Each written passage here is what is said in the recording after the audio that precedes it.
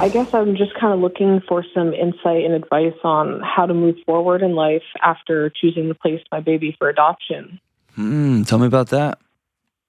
Um, well, my questions are kind of just surrounding the fact that I haven't had support from the birth father. I'm not super close with my own family, and just kind of like picking up the pieces after this in terms of like Have you already? managing finances. Is the adoption over? She is due any day at this Okay. point. All right.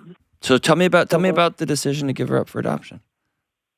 Yeah, it's a decision I came to really early on in the pregnancy, just due to me wanting the best for her. I want her to have a two-parent, stable, loving home, and I just was not able to provide that for her. So, Can I ask you a hard question? yeah. I'm getting a sense that you don't feel worthy to be her mom.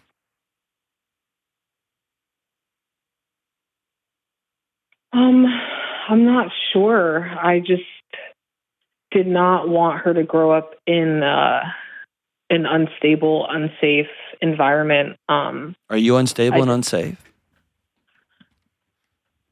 Financially, for sure, definitely not stable. Yeah. I mean, for right now. Yeah. It's just not like what I would ever want for my child, to grow up in. So. Yeah. Are you pretty fixed on the decision? Yeah, so I have a family that I've met and chose, and I absolutely love them. They've been just like such a huge light at the end of this tunnel for me. Okay. They've been together for years, and they have 2 kids already, and they just have like such a great family dynamic, and they can provide for her everything that I would want. So I'm pretty set on it. Yeah. Okay, but I want you to hear me. They can't provide you. Mm-hmm. Okay. Yeah. And I will honor your wishes and not try to talk you out of it. But you're more important than cool hip clothes and whatever else. Mm-hmm. Whatever else you think you aren't worthy of providing her. Okay. Yeah. And what a nightmare trying to come up with the finances to be a single mom giving birth, raising a kid right now. Very real. Very real. And there's some gymnastics and some hoops and some resources out there. But I want to honor your request, okay? So talk to me about your question. I guess emotionally, placing her, it kind of just feels like a train approaching, and I know that it's going to hit, and I know it's going to be very painful, and I just want to be well prepared, because like 4 to 6 weeks after the placement, I'm going to be left to pick up all the pieces like financially and everything. So returning to work, I do have 2 jobs lined up, but it just feels like I think I'm putting pressure on myself to recover and kind of jump back into life. And it's just kind of like scary what that is going to feel like. Yeah. Is this an open or a closed adoption? It's an open adoption. Okay. Yeah, I think you're right. I would say this twofold. One, everybody handles this differently. Okay. And so it would be wrong and not good of me to project and tell you, no, it's a train, or no, actually it's just a Prius, or actually it's just going to be a warm breeze. Like, everybody experiences this differently. Okay. Statistically speaking, yes, it's a devastating transition. It's a very big deal. And trying to pretend it's not coming, or trying to pretend it's not as bad as it actually is, or trying to pretend all those, because there's just hard questions, right? There's identity questions. Am I a mom? Am I not? Like answering those kind of hard, guttural identity questions are tough, right? Yeah. And if you already struggle with, do I think I'm worth X, Y, or Z? And then you go through this experience and it can compound. It can be a multiplier. Let me say it that way, okay? For insecurities, for anxieties, it can be a multiplier. But does that make sense? Yeah. So the Definitely. greatest gift you could give yourself is to be surrounded by people that care about you. Right. Yeah. Having some sort of network.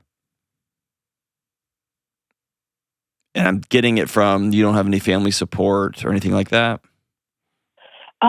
So I have 2 counselors that I'm seeing, which is awesome. And then I Awesome. am getting plugged in my church as well, Perfect. and kind of seeking support through them. Excellent. I think having places where you can go and be honest, and that people will invite you over for a meal, and you having the courage to say, I just want to go have meals with people, Yeah. which will be tough because you don't want to be a burden any more than you already think you are, which, by the way, you're not. But being able to say, I'm going to need some support, and any support would be great. And then being specific about what you need would be really, really helpful. Yeah, I think that's a big problem for me, is I always know. kind of feeling like a burden. I know. Yeah. And few things break my heart anymore. Like somebody, when I'm talking to them, and you could probably hear it in my voice, I get all choked up, and I'm sorry. But I'm not sorry. When somebody thinks they're a burden at this scale. Because I think you're pretty awesome. Yeah, me too. Good.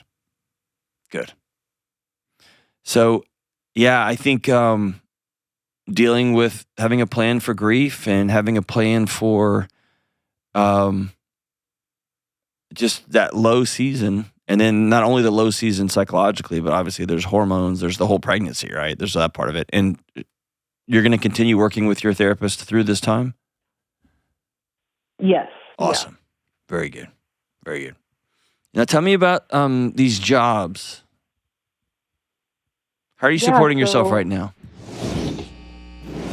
This is an ad for BetterHelp. I talk to hurting people for a living, and yes, I can help out folks in tiny chunks of time here on the internets, but often more help is needed. That's why I recommend people go to therapy. And if you're thinking about therapy, try BetterHelp. It's 100% online, so it's affordable and convenient. They've got over 30,000 therapists, and they're great at finding just the right one for you. Visit betterhelp.com/Delony for 10% off your first month. How are you supporting yourself right now? I'm super, super thankful. The adoptive family through the agency helps with like my medical bills and transportation and groceries. So all my basic needs have been met through that, which has just been amazing. And I'm currently not working, so I don't really have much of my own income or anything. So I have a entry-level like behavioral health job lined up, and then a job at like a store lined up as well. Very cool. Okay. Do you have a place to live? Yes. Yeah. I'm in an apartment that after the adoption, it'll be back on me to pay for. Okay. I initially had gotten this apartment with the birth father, but that didn't work out. So then that financial aspect was on me. Okay. Yeah. I want to speak to you directly because I love you, but I would normally not say it this soon after meeting you. Is that okay? Yeah, go for it. Okay. After the birth of this baby, you're going to be dancing on a razor's edge. Okay.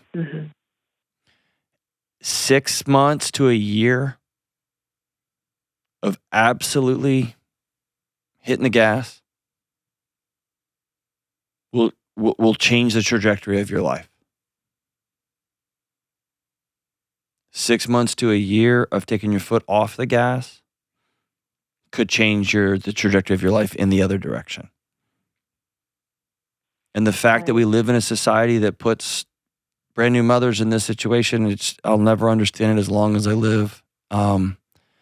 It's a shameful blight on our culture, but here we are. Okay.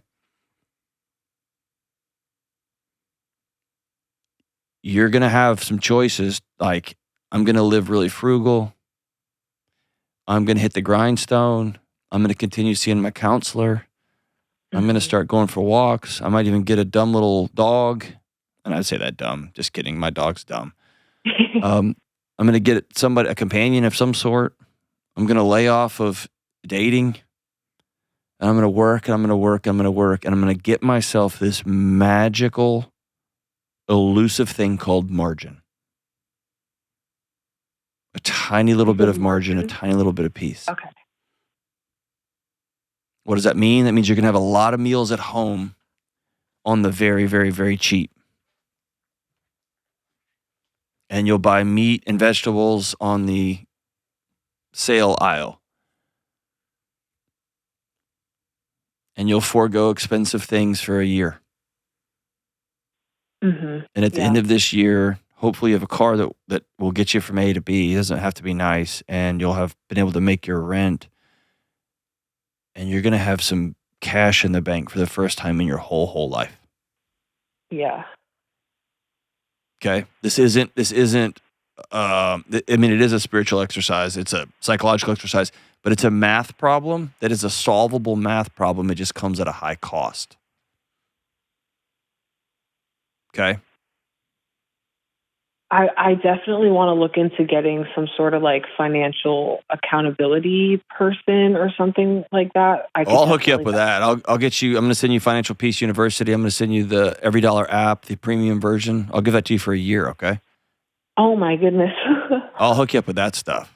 That's the easy stuff. Those are tools. The challenge will be, can I use them when I'm feeling really, really low? Can I use these things and stay on the path when ex-boyfriend circles back in the picture and I'm very, very lonely? Mm-hmm. Will I be able to use these things when one of my family members calls and says, you owe me, fill in the blank? That's kind of where I'm at, is I'm totally like done with repeating a lot of negative patterns in life, negative coping that end me up in the same places. It's awesome. But I want you to treat it like AA. Yeah. Which means you're not trying to crush the year. I'm trying to get through today. And if I can get through today, making more money than I spent, if I can get through today, I've got this goal of having $2,000 in a savings account at the end of the year, or $5,000 in a savings account at the end of this year. And every day I can look at my two jobs and say, I contributed this much more to that $5,000. And then I get up the next day and I do it again. I get up the next day and I do it again. It's a very boring year. Instagram doesn't tell you how boring success is, especially at the beginning. It's repetitive. It's over and over. It's choosing to not eat the donut to lose the weight. It's choosing to go to the gym even when you don't feel like it. It's choosing to go to that second job even though you are so tired you can hardly open your eyelids. Yeah. And then you're going to wake up in 365 days and you're going to have $5,000 in a checking account. And you're going to exhale for the first time. And it's going to be a choice then. I'm not going to upgrade apartments. I'm not going to go buy a car that I can't afford. I'm going to keep plugging. You get what I'm saying? And this thing will breed this magic thing that's eluded you your whole life, which is confidence. So I should accept and kind of think about that it's not going to be fun necessarily. There's nothing fun about what you're entering into. Okay. No. Okay. No. But you can look at that two ways. You can look at it as it's going to be miserable and awful and I hate my life. Or this morning I had a leg workout. It was nothing about it was fun. And I've been having some troubles with one of my feet. Like it hurt. It wasn't fun at all. It's painful. And yet it was the next right thing. Right. So people in community, continue seeing your counselor and make a plan for the next 12 months. Yeah, that's something I've never done in life. So this is a huge next step for sure. I'm really, really proud of you. I'm going to send you Building a Non-Anxious Life too. I want you to use that book as a roadmap, okay? Okay. I'll also send you my buddy Dave Ramsey's book, Total Money Makeover. I'm also going to send you my buddy Ken Coleman's book, Paycheck to Purpose. And I want you to begin thinking about life after minimum wage. Yeah. Okay? Okay.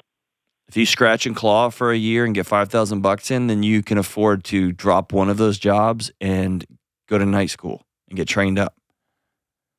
Or your entry-level behavioral health job will maybe pay for you to go to school. And we're going to start thinking bigger and slowly bigger and slowly bigger. Okay? Okay. Is that fair? Definitely. Okay. Today's day one. And you've got a tough road ahead of you. And I'm glad that you've already made steps to get people in your life. Okay? You call me anytime. Anytime along this journey, and I'll answer the phone for you, okay? We'll have you back on. And I want you to hear me say this one last time. You are not a burden. You're not. I don't care what that old boyfriend said to you. I don't care what your parents said to you. I don't care what the world has said to you. You are not a burden. And it was a high honor that I got to talk to you today.